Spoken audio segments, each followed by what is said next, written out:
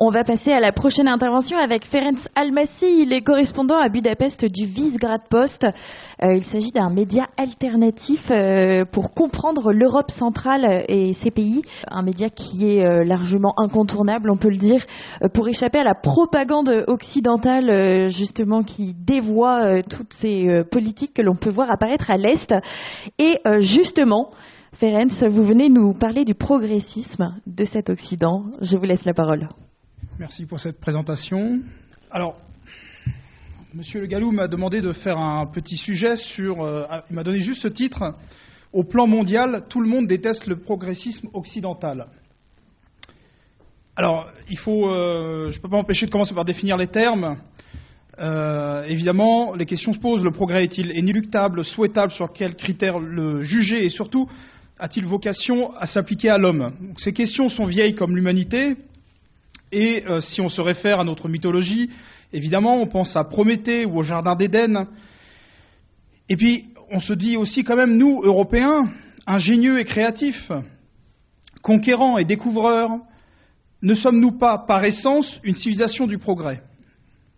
Le christianisme lui-même n'a-t-il pas brisé la logique ancestrale des cycles pour introduire une conception linéaire du temps? Mais le progressisme n'est pas le progrès, ça en est le culte. Certainement, le progressisme vit avec nous depuis la nuit des temps, mais il n'a pas toujours eu ce visage, ni cet objectif qu'on lui connaît aujourd'hui. Jugulé par la religion, les bonnes mœurs, l'esprit de corps, ces dérives ont toujours été rapidement réprimées lorsqu'elles mettaient en danger le groupe. Mais ça, c'était avant. Lorsque les Européens avaient une foi, que la religion servait de ciment à nos sociétés et que le mot Dieu n'était pas encore un mot honteux ou absurde. Une société d'athées inventerait aussitôt une religion, nous disait Balzac, et nous ne pouvons que lui donner raison à l'heure où nous assistons à l'émergence dans notre Occident post-religieux d'un nouveau corpus de dogmes progressistes gagnant du terrain à grande vitesse. Et cette nouvelle religion du progressisme a rapidement trouvé ses prêtres, d'ailleurs. Les pères Lamoral et autres bigots moralisateurs connaissent un âge d'or. Les géants sont à genoux et les minables s'en donnent à cœur joie. Partout, dans la culture, l'éducation, les médias, la politique, nos discussions, dans les publications, partout, s'immisce dans nos vies le progressisme. On ne peut pas y échapper. Sans résistance majeure, le progressisme s'impose partout. D'abord moqué, il est désormais compris comme un véritable danger mortel pour ceux qui tiennent à un mode de vie traditionnel. Et n'est-il pas trop tard, se demande-t-on, lorsque l'on voit que les normes semblent déjà redessinées pour la nouvelle génération? L'effondrement au XIXe siècle de l'ordre traditionnel en Europe s'est traduit par une mutation de la religion chrétienne en ordre moral, tentant, dans une société de plus en plus déshumanisée et matérialiste, de se raccrocher à ce qu'elle pouvait. Il nous reste principalement aujourd'hui du christianisme, en dehors des cercles de derniers mohicans, que des reliquats de moraline et de bien-pensance, derniers vestiges dans la vie publique du glorieux ciment religieux de nos ancêtres. Rien ne trahit mieux l'état de déliquescence de l'Église d'Occident que son progressisme assumé et affiché. Les prélats d'Occident semblent même penser que c'est en se soumettant à ce nouvel ordre qu'ils en gagneront les bonnes grâces, comme toute victime incapable de comprendre la raison de son bourreau et qui pense être responsable de son sort. Cet effondrement spirituel et le compost moral qui en découle ont ouvert la porte à toutes les dérives. Les horreurs du XXe siècle n'ont pas été qu'une parenthèse. Toutes les idéologies modernistes partagent une même origine, qui est le progressisme. L'idée de pouvoir tout améliorer, toujours, véritable obsession. Tout améliorer toujours, y compris l'homme, en particulier l'homme. L'homme européen a toujours été ambitieux, et la frontière est mince entre ambition et orgueil. Or, sans Dieu, sans éthique, sans morale, l'orgueil envahit l'esprit humain. L'orgueil, pour les chrétiens, c'est le rejet de Dieu, c'est la source de tous les autres péchés. L'hubris amène l'homme à se brûler les ailes comme Icare. Et nous assistons aujourd'hui à une nouvelle folie de l'homme européen. Dépouillé de toute spiritualité, brisé par les horreurs qui ont tué son ancien monde et ont meurtri son amour-propre, aveuglé par des forces qui veulent le soumettre et le réduire en esclavage plus que jamais, l'homme européen se jette dans le progressisme avec l'illusion et l'espérance que le progrès, c'est-à-dire une vie meilleure, sera au bout du chemin. Cela agit comme un sédatif. Cet orgueil d'homme brisé est un dernier signe de vitalité, cependant. Mais le progressisme est un cancer. Et comme le cancer, il se nourrit de cette vitalité en usant de la croissance des cellules pour se répandre. Aujourd'hui, l'Occident souffre de ce cancer.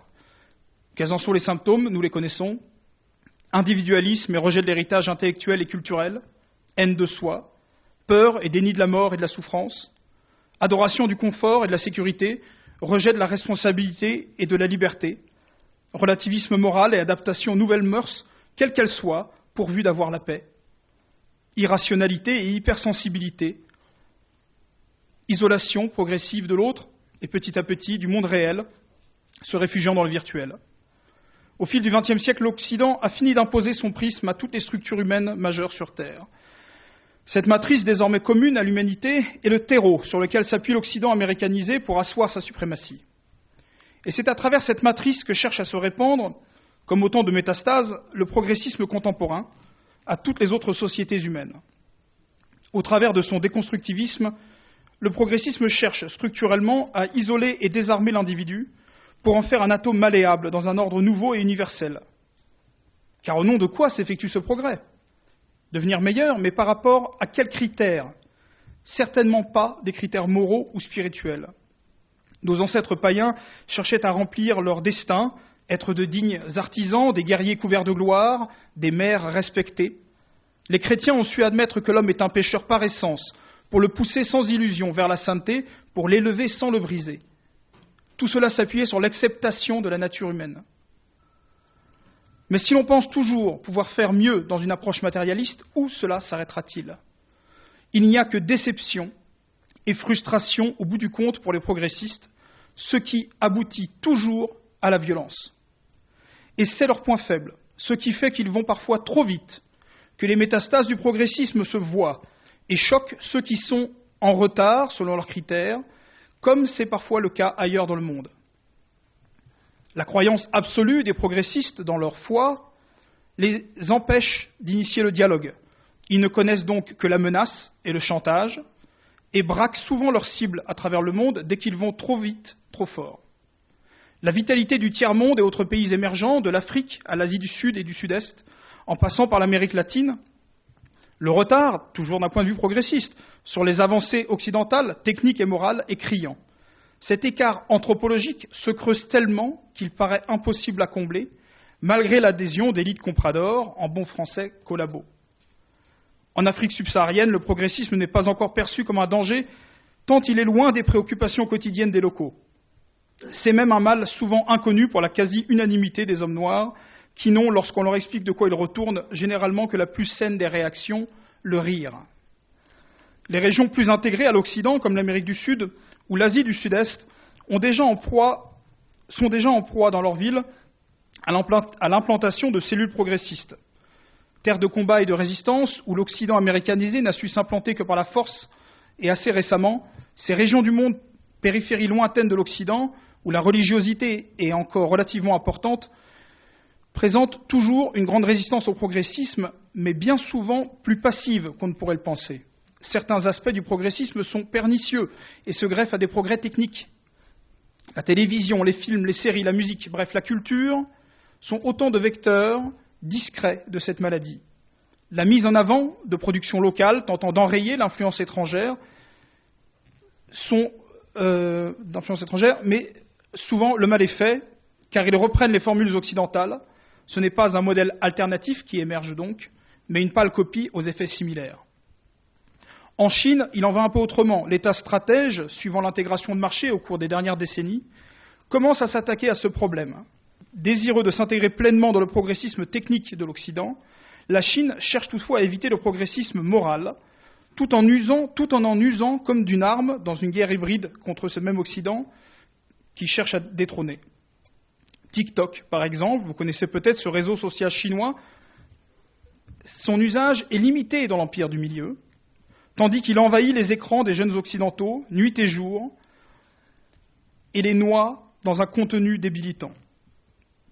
Mieux, la Chine cherche aujourd'hui à promouvoir la virilité de ces jeunes hommes et la féminité de ces jeunes femmes, promeut le patriotisme en dénigrant et en retirant du devant de la scène les androgynes occidentalisés de sa classe moyenne émergente. Mais l'État semble bien en peine pour endiguer le progressisme d'une société de plus en plus occidentalisée, où les enfants uniques sont désormais adultes et aspirent à un train de vie calqué sur l'Occident. Le monde musulman, quant à lui, est bien souvent beaucoup moins religieux qu'on ne le pense et d'autant plus moralisateur. Les excès de violence à l'encontre de certains comportements résonnent bien souvent comme les aveux d'impuissance et de crainte profonde de perte de contrôle. La pénétration de la technique occidentale dans le monde musulman est très prégnante et les changements sociétaux dans le monde musulman n'ont jamais été aussi rapides. L'adaptation en 20 ans des talibans aux outils de communication en sont un exemple criant, mais les printemps arabes ou la jeunesse de Daesh également. Enfin, plus près de nous, les pays de l'ancien bloc communiste sont un cas particulièrement intéressant à étudier. Souvent, on emploie l'image du congélateur pour décrire l'effet qu'a eu le communisme sur ces pays. Les peuples européens qui ont connu le communisme auraient ainsi été comme préservés dans la glace du progressisme occidental. C'est assez juste, mais il faut compléter l'image, car la sortie du gel a eu lieu il y a déjà 30 ans, et au fur et à mesure que ces pays se dégèlent, ils se dégradent encore plus vite. Le communisme a agi différemment du libéralisme, et s'il a été objectivement plus patriotique, en faveur du travail et de la famille même, dans les faits, il a été responsable, par une prolétarisation massive des populations, d'une destruction morale, religieuse, culturelle et intellectuelle majeure. L'acculturation des pays post-communistes qui en découle est une évidence. Mais ce qui rend la chose intéressante, c'est que ces Européens, ayant connu une destinée parallèle par rapport à leurs frères occidentaux, se divisent en deux catégories. Il y a dans ces pays une proportion non négligeable de personnes qui craignent le progressisme et comprennent sa dimension idéologique et totalitaire. Alors que l'Occident a été cuit progressivement dans la casserole, telle la grenouille dont on fait chauffer l'eau petit à petit, les centre-européens et est-européens, les moins acculturés, réalisent que ce qui vient aujourd'hui de l'Occident n'a rien à envier au communisme à bien des égards. Les temps ont changé, les goulags sont pour le moment passés de mode, mais l'usage de la vindicte populaire, du terrorisme moral dans les universités et les médias, de la novlangue et de la volonté de créer un homme nouveau, c'est-à-dire aujourd'hui un homme qui pourrait choisir son sexe, remodeler son corps à souhait, faire fi de tous les codes moraux relatifs à la sexualité, qui n'aurait plus ni couleur ni origine, etc. Bref, cette volonté est la même que celle des communistes. Et lorsqu'on va plus loin et que l'on constate que les représentants et alliés politiques de cette mouvance parlent déjà de la fin de la propriété privée, veulent contrôler et limiter nos déplacements et rationner notre consommation à domicile, on se dit que finalement, il n'y aura bientôt plus de raison de ne pas voir à nouveau les goulags revenir pour les sociotraîtres, les récalcitrants et autres réactionnaires. Cela, un certain nombre d'élites le voient aussi clairement à l'Est. Alors ils essayent de trouver des solutions pour enrayer l'avancée de plus en plus agressive du progressisme. Coopération entre l'État et les églises, notamment pour l'éducation, mise en avant des valeurs patriotiques, emploi de l'armée pour former les jeunes, interdiction de la propagande LGBT dans les écoles, comme en Hongrie, surveillance des ONG progressistes et de leur financement, dénonciation de figures telles que George Soros, afin de donner conscience aux gens des réseaux qui sont actifs et de leurs objectifs. Mais la contre-attaque est dure, et malgré tout ce que l'on peut entendre, ni la Russie, ni la Hongrie, ni la Pologne ne sont des dictatures où les dirigeants tiennent les médias. Bien au contraire, les médias progressistes sont souvent plus influents, en tout cas chez les jeunes ou les actifs. Sans gagner la guerre culturelle, il est donc impossible de renverser la machine. Membres de l'OTAN, la Pologne et la Hongrie ne peuvent pas interdire la Gay Pride. La pression de l'UE et de leurs alliés occidentaux et partenaires économiques est immense. Et la propagande médiatique les empêche souvent de thématiser librement. Le bras de fer est donc terrible et n'a en réalité qu'un but pour les dirigeants impliqués volontairement dans ce combat, tenir assez longtemps pour que l'Occident craque, car l'espoir de le vaincre est nul.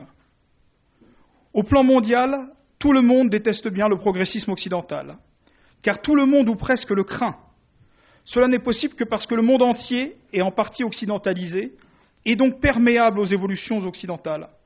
Les élites du monde entier sont connectées aux cercles d'influence occidentaux, principaux vecteurs du cancer progressiste, véritable nouvelle religion cherchant à changer l'homme pour instaurer un nouvel ordre mondial. Aucun grand complot bien caché ici. C'est simplement une énième guerre de religion, comme l'a évoqué notre hôte, et nous vivons un moment de rupture anthropologique dans l'histoire de l'humanité. La seule chose nouvelle, c'est l'échelle du conflit et la nature de cette nouvelle religion, une religion athée qui déteste l'humain. Car on déteste ce que l'on craint, c'est vrai dans les deux sens. C'est pourquoi rester humain est notre meilleure arme, ne pas se fondre dans la matrice, ne pas accepter la novlangue, les nouvelles mœurs, la normalisation de choses anormales, favoriser l'humain, le contact humain, le toucher, le regard, la parole, choisir l'homme à la machine. Comme tous les projets totalitaires, comme toutes les tyrannies et les fanatismes, le progressisme actuel aussi s'effondrera. Il est condamné par nature. Quand, à quel prix, après combien de destructions de vies et de biens matériels et immatériels, je ne sais pas. Impossible à dire, l'URSS a mis 70 ans à tomber. Mais ces horreurs ne tiennent pas. Et leur narration consiste précisément à faire croire à leur capacité de contrôle total. La première des résistances est donc de rire de cet orgueil pathétique. On ne contrôle pas le vivant. En jouant à Dieu, on ne fait que se damner. À travers le monde, il y aura beaucoup de poches de résistance, certaines conscientes, d'autres structurelles. Mais une chose est certaine, les contre-exemples seront nombreux, ils existent déjà, j'en ai cité. Une forme de nouveau décolonialisme verra aussi le jour, et ce mouvement sera potentiellement libérateur pour les Européens qui aimeraient aussi se libérer du joug de cette tyrannie aux visages multiples. Peut-être d'ailleurs que pour les Européens, le temps est venu de créer de nouveaux ponts entre eux, de renouer un dialogue inspiré des universités d'antan, des ordres et des confréries anciens, car par-delà nos frontières nationales, il y a des choses qui nous relient bien plus qu'on ne le pense. Il faut faire sécession pour se retrouver. C'est aussi ça, la dissidence. Gardons à l'esprit, comme le disait l'auteur tchèque Milan Kundera, les hommes charmés par la pensée progressiste ne se doutent pas que chaque pas en avant pour le progrès est aussi un pas de plus sur le chemin conduisant à la fin. Le progressisme est une hydre dont les têtes sont bien connues, l'antiracisme et le remplacisme, amenant au métissage de tous et à la mort de la diversité humaine, la terreur sanitaire et l'hygiénisme morbide, le technicisme, le fantasme de la machine et l'obsession utilitariste, voulant toujours faire mieux que l'homme en toute chose grâce à la technique, le chantage climatique, ou encore le consumérisme comme ersatz de bien-être, imposant l'avoir au-dessus de l'être. Le progressisme, esprit de conquête devenu fou, orgueil d'une civilisation humiliée, hubris de matérialiste, est une guerre contre l'humain. Partout où se trouvent des hommes, on déteste le progressisme occidental. Restons humains, ad victoriam.